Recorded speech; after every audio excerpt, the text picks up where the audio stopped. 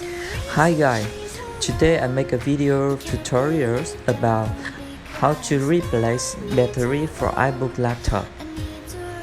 First, you have to right away open the case. Use a heat soldering pen to disassemble the joints. Prepare new batteries for placement.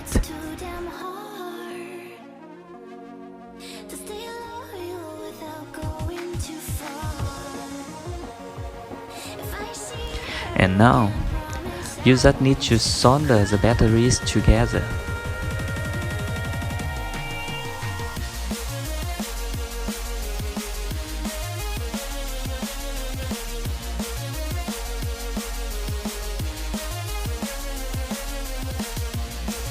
Put the battery case back in and you're done.